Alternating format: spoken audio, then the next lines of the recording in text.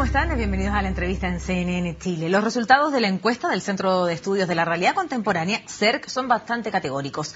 Por una parte, Bachelet se consolida como la carta presidencial de la oposición con un 55% de las preferencias, mientras que los candidatos del oficialismo bajan en las cifras. Pero, ¿qué significan estos resultados? Vamos a analizar este tema. Nos acompaña en CNN Chile Carlos Huneus, director del Centro de Estudios de la Realidad Contemporánea. Don Carlos, ¿qué tal? ¿Cómo está?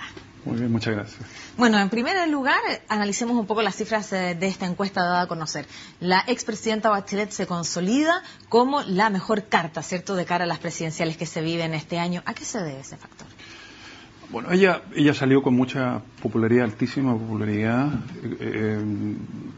Comenzó ya hacia fines del 2008 y posteriormente ella ha tenido la destreza y facilitada por el hecho de vivir en el extranjero de poder conservar esa popularidad, y ella no ha sido afectada por las críticas y los ataques que ha recibido de parte del actual gobierno. Por lo tanto, ella aparece impermeable a esos ataques y descalificaciones, y por otro lado con una capacidad de retener un prestigio que tuvo hace bastante tiempo, y eso hace que ella, ¿qué es lo que tiene? Se puede decir la simpatía, pero no basta la simpatía, no, es lo que la gente se llama un carisma, y el carisma es una capacidad, una relación que hay entre un líder y los ciudadanos, cuando las personas ven en el líder ciertas capacidades que no tienen otros para satisfacer expectativas y poder cumplir expectativas que ellos esperan. Ella reúne esas condiciones.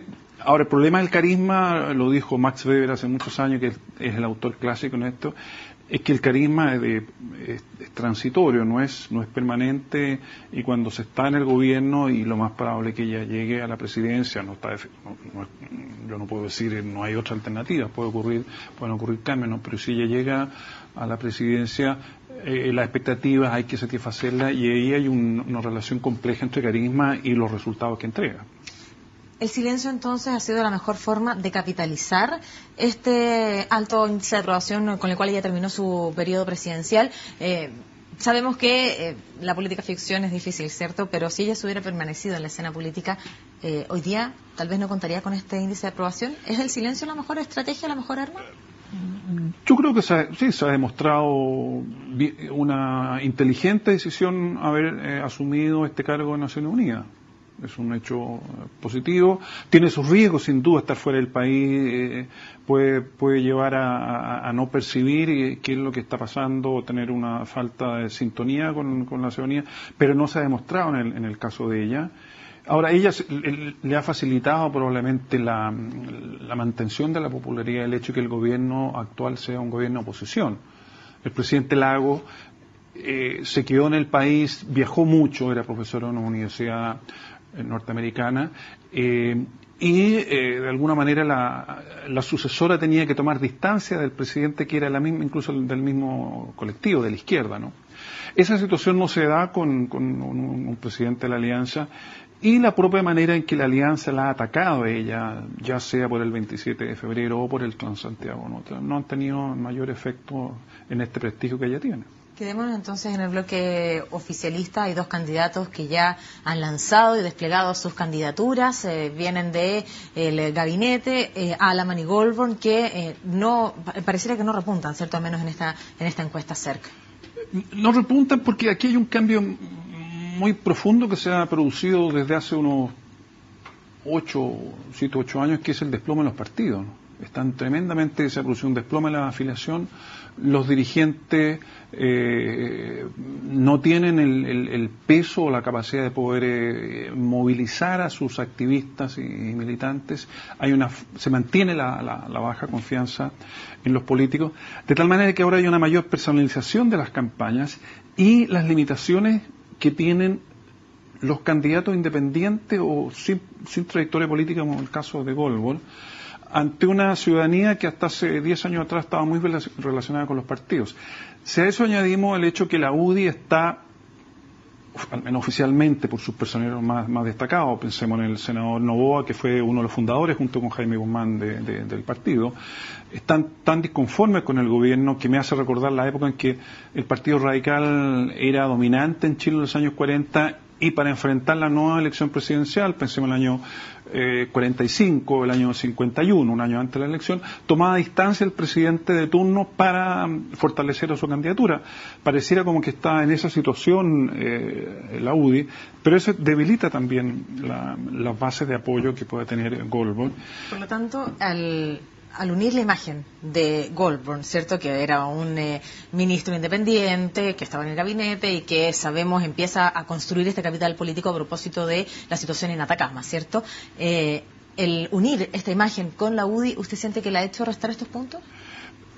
No la ha hecho, sino que no la ha sumado, porque la UDI no está trabajando, la UDI no tiene hoy día la capacidad de convocatoria que tenía hace 10 años atrás. El país es distinto. La UDI tuvo un discurso en los años 90 muy confrontacional, muy agresivo, de un país buenos y malos, muy crítico de la concertación, y ha aumentado, la gente tiene mejores condiciones de vida, hay mayor nivel educacional, el mensaje que tienen que transmitir los políticos hoy día es más complejo, eso no lo tiene la UDI, y enseguida él no tiene experiencia política, y esto no se inventa. Ahora, hay gente que, ¿no es cierto?, a raíz del cine, la película del no, viene un poco el mito de que la habilidad de la propaganda y el marketing puede hacer milagros. Eso no es así, eso son procesos políticos en los cuales el marketing puede dar un empuje final, pero sobre la base de que se llegó a la cima de la montaña y al final es solamente dar un pequeño movimiento. Y en el caso de Alamán la situación es más complicada porque su partido es el partido del presidente. Y el presidente tiene un bajo nivel de apoyo, se le cree también poco, no tiene una situación por lo tanto difícil, y él no puede tomar distancia, no tiene la libertad entre comillas que tiene la UDI respecto del mandatario. Pasa que la UDI tiene 2 ministros de la moneda son de la UDI. Entonces ahí Alamán está en una situación más difícil aún que Goldberg. Tenemos a 2 candidatos, ¿cierto?, ya definidos en el bloque oficialista. Hablamos de ellos, Alamán y Goldberg, y por otro lado, una figura, la expresidenta Bachelet, que todavía, ¿cierto?, no ha definido su postura, ha dicho que en marzo recién va a hablar, pero que tiene altísimos niveles. El estar divididos al interior del bloque oficialista hace más difícil en este caso la competencia, si es que quieren, en este caso, mantenerse en el Palacio de la Moneda. No, el año 2005 ellos sacaron más votos cuando compitieron Piñera y Lavín sacaron más votos que Bachelet en primera vuelta. Entonces, si es una competencia más, llega hasta la primaria solamente. Si la competencia es regulada y bien orientada, puede ser una oportunidad en la cual el bloque de gobierno se potencie y tenga una capacidad de movilización. El punto es que después viene una elección presidencial que es larga, 5 o 6 meses, y ahí los partidos del oficialismo no tienen, a pesar del debilitamiento organizativo que los afecta a todos, la derecha tiene menos tradición de organización política que la concertación. Sigamos hablando de esta carrera presidencial, es cierto, hemos hablado de la gran figura de la expresidenta Michelle Bachelet, pero también, cierto, desde la oposición surgen otras figuras que también marcan importantes puntos, al menos de crecimiento, en esta encuesta. Hablamos de Marco Enrique Jauminami y también de Andrés Velasco. ¿Cómo entonces se construyen también estas figuras? Bueno, Andrés Velasco ahora entra entre los 5 políticos más futuros, que ha sido una pregunta que hemos usado nosotros y que nos ha servido bastante para conocer el peso que tienen los candidatos presidenciales. Ahí está en un buen lugar. Enseguida Marco Enrique Jauminami se ubica en el tercer lugar, desplaza a Alamán, que estaba en ese lugar la vez pasada. En esta encuesta que se hizo en diciembre, la Democracia Cristiana no ha definido un candidato, por lo tanto ahí queda un sector que no tiene presencia. Pero Velasco ha hecho su campaña, ha hecho propaganda, ha invertido plata y eso al menos en esta pregunta se ha demostrado. ¿Cómo sigue de cara a las primarias? Eso va a depender en buena medida de la competencia con Claudio Rego. Y Marco Enrique tiene una situación más difícil porque él viene de la izquierda, del Partido Socialista, y la presencia de Michelle Bachelet provoca una sombra muy grande en la izquierda, ¿no? Velasco fue su ministro, pero tiene un discurso más conservador en lo económico, más abierto en ciertos valores, ¿no es cierto?, de familia, pero es claro que Velasco está compitiendo con Orrego. Entonces una competencia es al centro, yo no veo ahí a Marco Enrique. Bueno, para terminar, cierto, respecto a solo este tema, cierto, de las presidenciales, la expresidenta Michelle Bachelet aparece con un 55% de aprobación. En las últimas encuestas que hemos visto, pareciera que si las elecciones fueran ahora, no habría incluso segunda vuelta. Sí, pero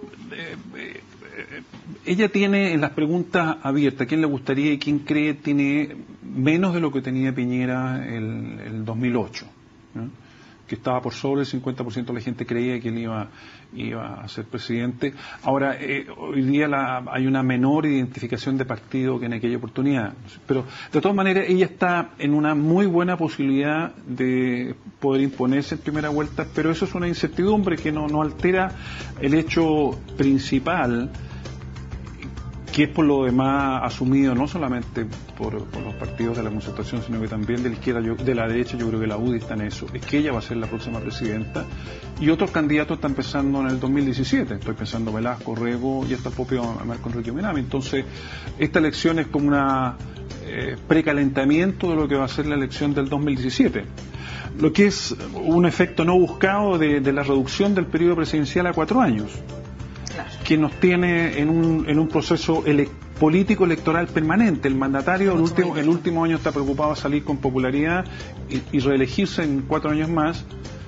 Eso es una tentación que todos los presidentes que han pasado por este país la han tenido, desde Arturo Alessandri cuando era de 6 años, Jorge Alessandri que quiso ser el año 70, Eduardo Frei Montalva, etcétera. Entonces aquí también ha pasado eso. El único que no estuvo en ello fue el presidente Patricio Aylwin. Entonces eso hace que esta elección sea como una elección de transición con una persona ya elegida. Bien, pues vamos a hacer una pequeña pausa, pero al regreso vamos a conversar de los índices del actual presidente, de la aprobación también que pueda tener o no el gobierno, y también de las encuestas en sí. Vamos a hacer un corte muy breve, estamos ya de regreso, no se vayan.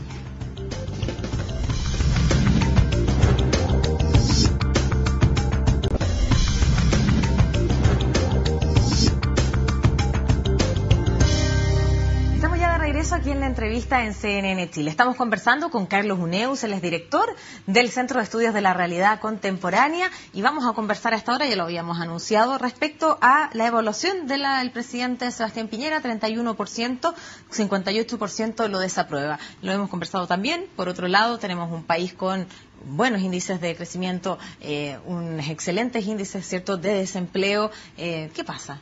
¿Qué pasa? ¿No se condice las buenas cifras económicas con la gestión del...? La economía camina por un lado y la política camina por otro. Ahora, eso no empezó el 2010, eso viene de antes. Aquí había una visión muy restringida de cuánto el crecimiento puede apoyar a la política. Muchas veces se ha enfatizado algunos indicadores, el PIB, inversiones, exportaciones, pero aquí hay unas debilidades del modelo de crecimiento que explica esta falta de sintonía, o que la gente está disconforme, que el tema de la desigualdad, que está presente. No basta que se hable de la desigualdad este gobierno y los gobiernos anteriores, sino que hay que tomar medidas precisas en eso. Y enseguida hay una cierta estructura de toma de decisiones, de protagonismo de cierta gente, demasiada protagonismo del mundo de los negocios, del mundo empresarial, que ahora se reafirma con la biografía del presidente, con la biografía del equipo que tuvo en sus primeros meses. Que lo interrumpa. El tema del vínculo, de la posibilidad de conflictos de interés con algunos personeros, ¿cierto?, del gobierno, ¿puede reflejarse en esto que usted señala? Mire, es que eso empezó con el presidente el primer momento. Y el punto que se olvida es que la política es distinta a los negocios y la economía. La política no se decide por marketing o por intereses económicos puntuales. Hay emociones, pasiones, adhesiones partidistas, valores, tendencias de fondo.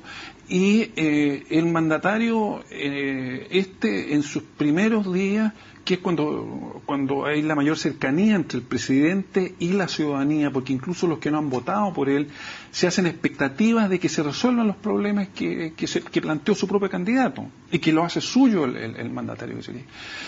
Pero ahí tiene que tener un discurso el nuevo presidente que unifique, que integre a todo el mundo. Y el presidente Piñera optó por lo contrario. Hizo un par de afirmaciones que fueron fatales. Uno, que va a hacer en 20 días lo que no se hizo en 20 años. con lo cual descalificó a la Concertación y de paso a la Presidenta, que había salido con el 80% de la popularidad. Y en segundo lugar, puso un piso de expectativas gigantesco que era imposible que lo iba a cumplir. Y los resultados están a la vista.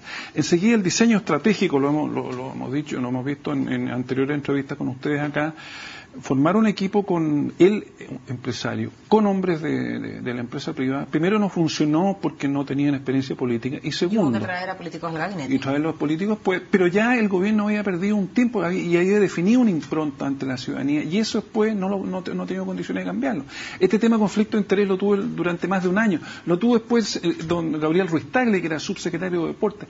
Entonces hoy día hay una polémica por el director de Impuestos Internos. Creo que es un tema menor comparado con esa historia que ha habido de hechos mucho más graves, porque el propio mandatario no quiso desprenderse de sus acciones en la principal compañía aeronáutica y enseguida en el principal club deportivo, ¿no? Entonces, es una situación muy negativa. Entonces, con empresarios que tienen mala imagen, porque ahí en la encuesta entregamos resultados de eso, un gobierno que se identifica con ellos no puede subir en la popularidad. Y usted hablaba en el primer segmento, cuando hablábamos, cierto, del alto índice de aprobación de la expresidenta Bachelet, usted hablaba del carisma y de esta característica que parece importante a la hora de sacar cuentas precisamente en las encuestas. ¿Le falta carisma al presidente Sebastián Piñera para poder repuntar en las encuestas? ¿Le falta esa cercanía con la ciudadanía? Eso no lo tiene y no debería preocuparle. Sí, porque Lawrence Goldberg viene del mundo privado y sin embargo pareciera que sí tiene esta característica del carisma. Sí, pero él es candidato, vamos a ver en qué se traduce en voto eso, ¿no? Él participó en la elección municipal y le fue bastante mal. Entonces, pasar del mundo de los negocios, del retailing que estaba él, en el tema del rescate de los minores, en la cual el que le apuntó ahí desde el primer día fue el presidente. Que Goldberg haya estado en la operación misma, pero el que tuvo la visión fue el presidente desde el primer día. Y él puso los criterios y los objetivos, por lo tanto el crédito se lo lleva a él. Ahora, Goldberg tiene otros atributos de simpatía, cercanía, que están muy de moda en la política hoy día, por lo que conversábamos antes, ¿no? Pero el presidente Piñera es una persona que tiene su manera de ser y él quiere hacerse simpático, popular y no lo consigue. Y no es el único caso que ha pasado en el mundo. Entonces, el tema es que él se esfuerza por subir en popularidad cuando él lo que debe hacer es hacer bien su trabajo, ¿no? Le dejo una pregunta planteada. El discurso del presidente Sebastián Piñera en la CELAC, cuando le responde a la demanda, ¿cierto?, por salida soberana al mar al presidente de Bolivia, Evo Morales, ¿lo va a ayudar en esta aprobación? Vamos a hacer un corte y al regreso respondemos esta y otras preguntas. Ya volvemos, no se vayan.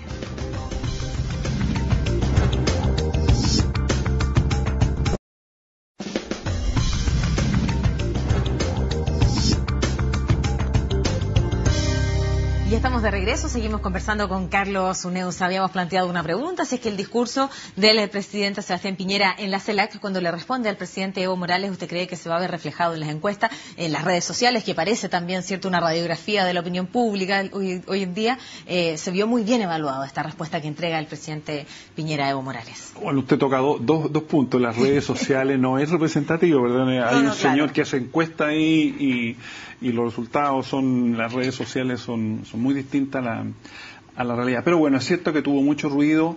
Ahora, es por el contraste con lo que llama la atención es al revés, ¿no?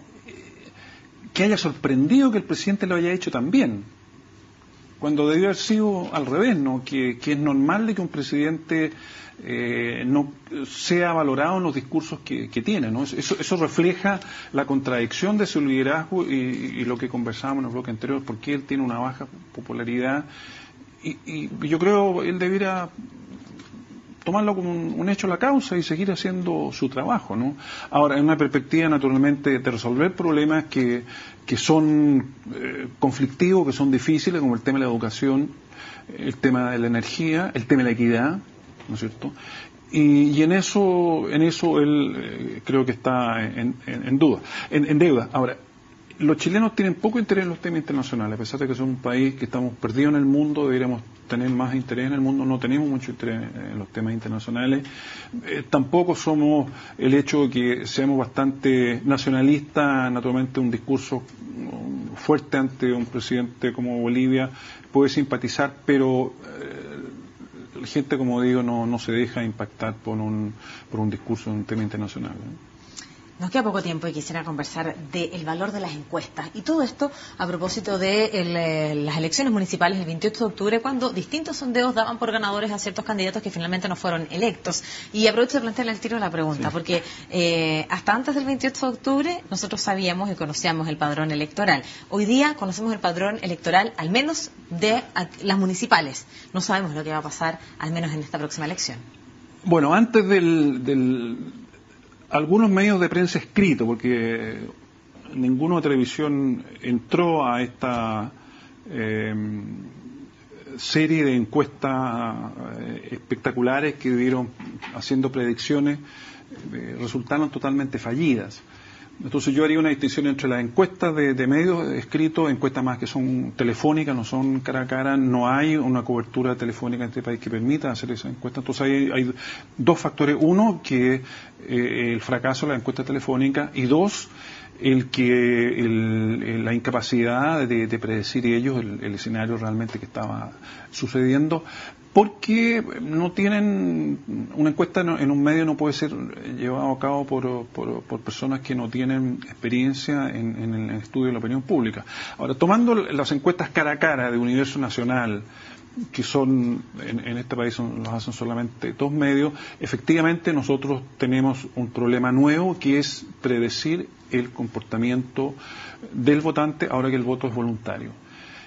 La elección municipal nos muestra que ahora con este cambio hay un porcentaje considerable de la población que no va a ir a votar, en un clima de desprestigio de la política, de falta de confianza en ella.